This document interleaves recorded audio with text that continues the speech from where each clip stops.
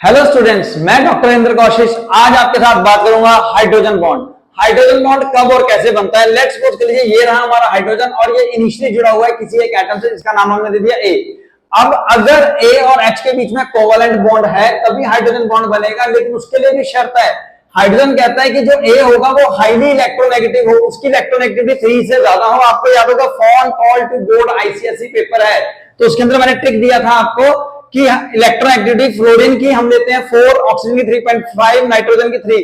तो इलेक्ट्रोनेगेटिविटी जिनकी 3 या 3 से ज्यादा है वो बनाएंगे, यानी कि ए अगर फ्लोरीन ऑक्सीजन नाइट्रोजन होगा तब वो इलेक्ट्रॉन को अपनी तरफ अट्रैक्ट करेगा, जिसकी वजह से हाइड्रोजन के ऊपर आएगा पॉजिटिव चार्ज और ए पे आ जाएगा negative charge, partial positive partial negative.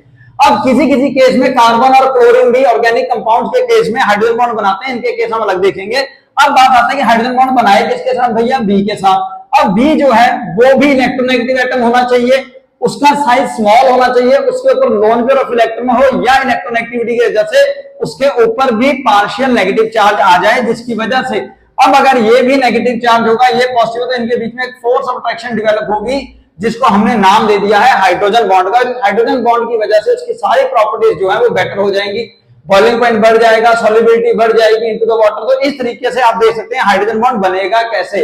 अब बात करेंगे इसकी स्ट्रेंथ की, जो कि हम नेक्स्ट वीडियो में आपके सामने लेके आएंगे।